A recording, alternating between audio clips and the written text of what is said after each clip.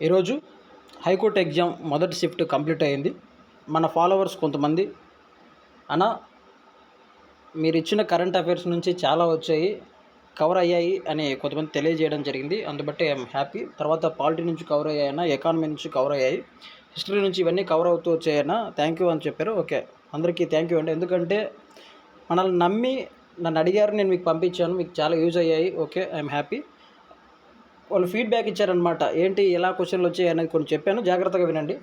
అందులో థర్మోడైనమిక్స్ మీద క్వశ్చన్ అడిగారట. అయితే థర్మోడైనమిక్స్ అంటే ఏంటి, వాటికి సంబంధించిన వివరణ ఇద్దాము, ఇలా ప్రతి క్వశ్చన్కి వివరణ ఇద్దాము అన్న పాయింట్ ఆఫ్ వ్యూలో అందుకే నేను కొంచెం వీడియో చేయడం లేట్ అయింది. లేట్గానే ఉంటుంది, ఎందుకంటే మీకు ప్రతి దానికి ఒక వివరణ ఉంటే బాగుంటుంది కదా అన్న పాయింట్ ఆఫ్ వ్యూలో. ఓకే, ఎక్స్ప్లెనేషన్ అన్నది ఇస్తే బాగుంటుంది అన్నది నా ఆలోచన. ఓకే, వెళ్ళిపోదాం వీడియోలోకి. థర్మోడైనమిక్స్ అంటే ఏంటి అంటే పని, ఉష్ణం, శక్తి మధ్య సంబంధాన్ని అధ్యయనం చేసే శాఖ. థర్మోడైనమిక్స్లో ముఖ్యమైన నియమాలు ఏంటి అంటే, మొదటి నియమం శక్తి అన్నది సృష్టించబడదు, శక్తి అన్నది నశించబడదు, ఒక రూపం నుండి మరొక రూపానికి మారుతూ ఉంటుంది. అది మొదటి నియమం. రెండో నియమం ఏంటంటే, ఉష్ణం సహజంగా ఎక్కువ ఉష్ణోగ్రత ఉన్న వస్తువుల నుంచి తక్కువ ఉన్న ఉష్ణోగ్రతకి ప్రవహిస్తూ ఉంటుంది. మూడవ నియమం, అబ్జల్యూట్ జీరో ఉష్ణోగ్రత వద్ద ఎంట్రోపీ కనిష్టంగా ఉంటుంది. అబ్జల్యూట్ జీరో విలువ జీరో అయితే, ఇక్కడ చూడండి కెల్విన్స్లోకి ఇలా మారుస్తూ ఉంటుంది. చాలాసార్లు ఇదే క్వశ్చన్ అడుగుతూ ఉంటారు. ఇక్కడ ఇది గుర్తుపెట్టుకోండి, కెల్విన్ వాల్యూ ఏంటంటే మైనస్, ఇక్కడ జీరో ఉంటే ఇక్కడ -273.15 డిగ్రీ సెల్సియస్లో ఉంటుందన్నమాట. ఓకే, ముఖ్యమైన ఇక్కడ ప్రక్రియలు ఏంటి అని చూద్దాం. ఇక్కడ ఐసోథర్మల్ ప్రాసెస్, ఉష్ణోగ్రత స్థిరంగా ఉండటం, తర్వాత ఉష్ణ మార్పిడి ఉండదు. ఇవన్నీ ఇక్కడ క్లియర్గా ఇచ్చాను. మీరు ఎవరికైనా ఈ పీడిఎఫ్ కావాలి, ఈరోజు జరిగిన ఎగ్జామ్ అంటే నాకు మెసేజ్ చేయండి, మేము అన్నీ ఫ్రీగానే ప్రొవైడ్ చేస్తున్నాం, ఉచితంగానే పంపిస్తాం. ఓకే, ఇక్కడ నా నంబర్ రాస్తాం చూడండి, ఛానల్ నెంబర్. ఇక్కడ మీరు మెసేజ్ చేసినట్లయితే ఈరోజుది పంపిస్తాం అనమాట. తర్వాత నెక్స్ట్ ఇక్కడ ముఖ్యమైన యూనిట్లు గుర్తుపెట్టుకోండి, యూనిట్లు అనేవి గుర్తుపెట్టుకోండి, ఇంపార్టెంట్ అనమాట. ఇది చూడండి, ఉష్ణం జౌలు, పని జౌలు, ఉష్ణోగ్రత కెల్విన్, పీడనం పాస్కెల్, ఇలా కొలుస్తామన్నమాట.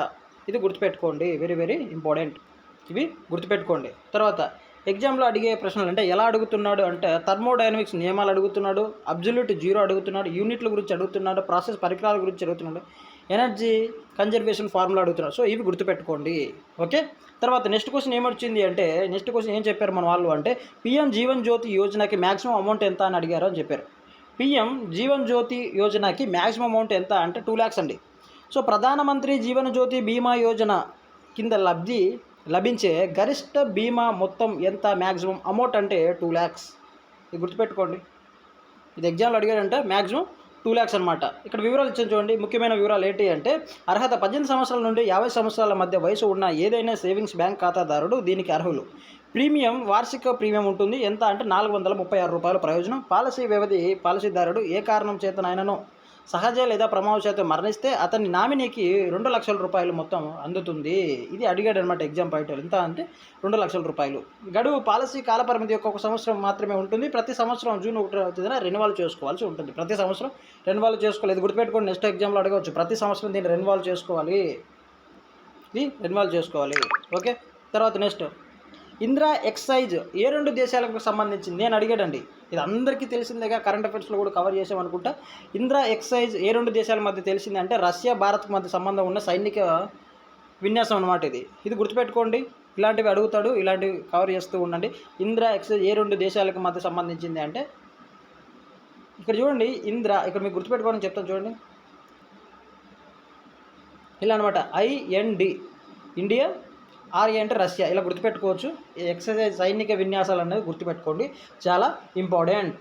తర్వాత నెక్స్ట్ సింధు నది ఉపనది కొన్ని కోడ్ చెప్పడం జరిగింది. జూనియర్ BSc అని, జీలం, రావి, బియాస్, సట్లెజ్, చీనాబ్ అని. సో ఇవి గుర్తుపెట్టుకోండి. నదులు, ఉపనదులు, గంగా నది కూడా అడిగే ఛాన్సెస్ ఉంటుంది, బ్రహ్మపుత్ర అడిగే ఛాన్సెస్ ఉంటుంది.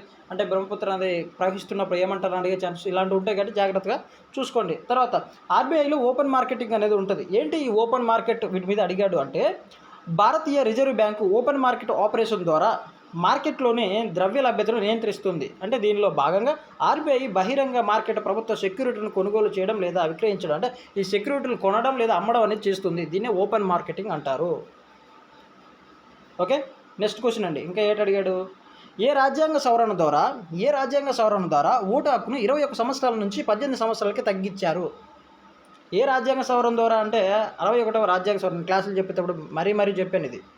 ఏ రాజ్యాంగ సవరణ ద్వారా తగ్గించారంటే ఇప్పుడు చూడండి, రాజీవ్ గాంధీ ప్రభుత్వం ఉంటుంది. అప్పుడు రాజీవ్ గాంధీ ప్రభుత్వ కాలంలో 1989లో 61వ రాజ్యాంగ సవరణ ద్వారా ఓటు హక్కును కనీస వయసు 21 సంవత్సరాల నుండి 18 సంవత్సరాలకు తగ్గించడం జరిగింది.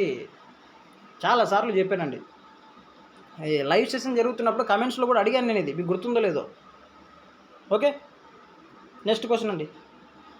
అంతర్జాతీయ మహిళా దినోత్సవం ఎప్పుడు జరుపుకుంటారు? రీసెంట్గా మనం తయారు చేసిన కరెంట్ అఫైర్స్లో ఇది ఇచ్చాను. చెక్ చేసుకోండి. ప్రపంచవ్యాప్తంగా ప్రతి సంవత్సరం మార్చి 8వ తేదీన ఇంకా అడవులు అడుగుతాడు, నీటి దినోత్సవం అడుగుతాడు, ఇవి గుర్తుపెట్టుకోండి. ధరిత్రి దినోత్సవం అంటే జూన్ 5వ తేదీ సంబంధించిన అడుగుతాడు. ఈ డేస్ అన్నది గుర్తుపెట్టుకోండి, వెరీ ఇంపార్టెంట్. ఇక్కడ చూడండి, అంతర్జాతీయ మహిళా దినోత్సవం ఎప్పుడు జరుపుకుంటారు అని అడిగాడు. అంటే ప్రపంచవ్యాప్తంగా ప్రతి ఏడాది మార్చి 8వ తేదీన అంతర్జాతీయ మహిళా దినోత్సవం జరుపుకుంటాము. Very important. 8వ తేదీన జరుపుకోవడం జరుగుతుంది. అంటే 2020 సంవత్సరానికి గాను అంతర్జాతీయ మహిళా దినోత్సవం థీమ్ ఏంటి అంటే హక్కులు, న్యాయం, చర్య మహిళలు మరియు బాలికలందరికీ. హక్కులు, న్యాయం, చర్య మహిళలు మరియు బాలికలందరికీ. Right to justice, action for the all women and girls. ఇక్కడ ఇంగ్లీష్లో క్లియర్గా చూడండి, right, justice, action for all women and girls. ఇది గుర్తుపెట్టుకోండి. ఈ థీమ్ అడిగే ఛాన్సెస్ ఉంది నెక్స్ట్ ఎగ్జామ్ పోయేటోళ్ళు. నెక్స్ట్ తర్వాత ఆ థీమ్ ఇంపార్టెంట్ అండి. పిఎం ఇక్కడ కోసం కాదు, పిఎం కుసుమ్ అండి. పిఎం కుసుమ్ ఏంటి? పిఎం కుసుమ్ అంటే ఇక్కడ చూడండి, ప్రధానమంత్రి కిసాన్ ఊర్జా సురక్ష ఇవం ఉత్వం.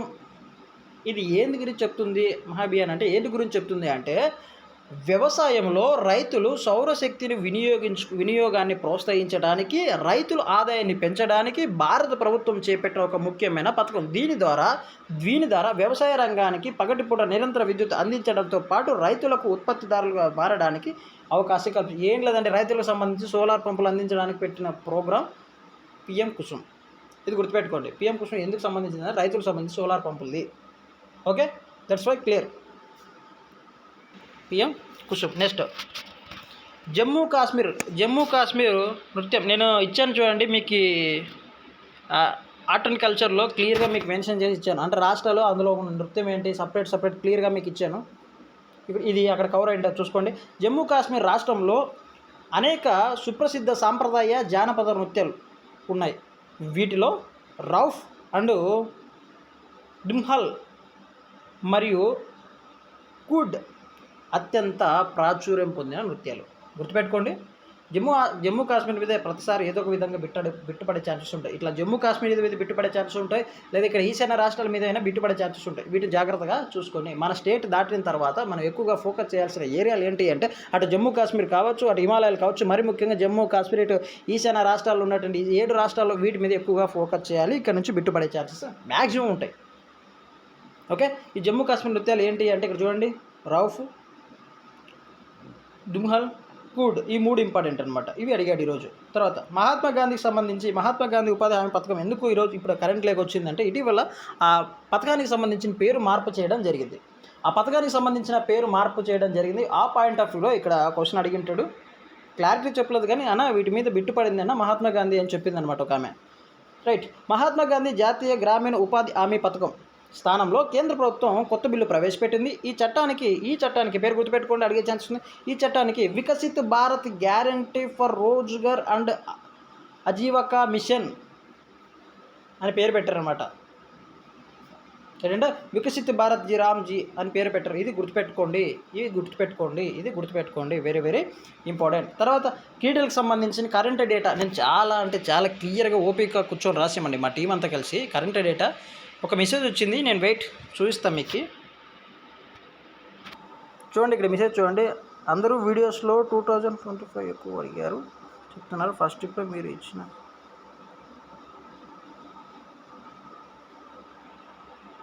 ఇక్కడ ఏంటంటే 2025 కూడా ఎక్కువ వస్తున్నాయి అంటున్నారు, 2026లో కవర్ అవుతున్నాయి అంటున్నారు.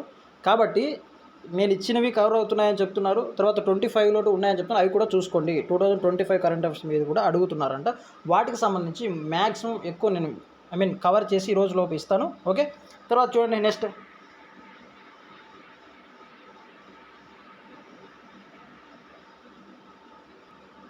తర్వాత క్రీడకు సంబంధించి కరెంట్ డేటా ఇచ్చారు, అవి చూసుకోండి. తర్వాత అవార్డులకు సంబంధించి అడుగుతున్నారు, ఇది 2026 కరెంట్ అంట. తర్వాత అడుగులకు సంబంధించి ప్రశ్న వచ్చిందంట. తర్వాత ఎకానమీకి సంబంధించిన ప్రశ్నలు వచ్చాయట. తర్వాత ఎక్కువ 2026 మీద కూడా అడుగుతున్నాడంట, 25, 26. సో 25 కూడా కవర్ చేసుకోవడానికి ఛాన్స్ చేయండి, నేను వాటికి సంబంధించిన ఒక వీడియో చేస్తాను. తర్వాత ప్రాథమిక హక్కులకు సంబంధించిన క్వశ్చన్ వచ్చింది, ఆదేశ సూత్రాలకు సంబంధించిన క్వశ్చన్ వచ్చిందంట. తర్వాత హైకోర్టుకు సంబంధించిన క్వశ్చన్ వచ్చాయట. అర్థమెటిక్ రీజనింగ్లో ఎక్కువగా అడుగుతున్నది ఇవేనంట. కోడింగ్ డీకోడింగ్ మీద ఎక్కువ ప్రశ్నలు వచ్చాయట. సిట్టింగ్ అరేంజ్మెంట్ మీద ఎక్కువ ప్రశ్నలు వచ్చాయట. తర్వాత బ్లడ్ రిలేషన్ మీద ఎక్కువ వచ్చాయట. ర్యాంకింగ్ మీద ఎక్కువ వచ్చాయట. తర్వాత కోడింగ్ డీకోడింగ్ మీద ప్రశ్నలు తర్వాత చెప్పాను. తర్వాత ఆ డిస్టెన్స్ మీద క్వశ్చన్లు వచ్చాయి, ఇవి చెప్తున్నారండి. ఓకే, ఏదేమైనప్పటికీ ఆల్ ద బెస్ట్ అండి. ఇంకా నెక్స్ట్ షిఫ్ట్ అయిన తర్వాత ఇంకొంచెం చూద్దాం. షిఫ్ట్ బై షిఫ్ట్ మీరు అలా చూసుకుంటూ ఉంటే నెక్స్ట్ ఎగ్జామ్ రాసేవాళ్ళు మీకు ఈజీ అవుతుంది, ఏదైతే కవర్ చేయాలి అనేది అర్థమవుతుంది. ఓకే, నేను మళ్ళీ చెప్తున్నా, 2026 బాగా చదవండి. 25 కూడా నేను ఇప్పుడు కవర్ చేస్తా, ఏమైనా ఉంటే చదివేసి. ఓకే, ఆల్ ది బెస్ట్ అండి.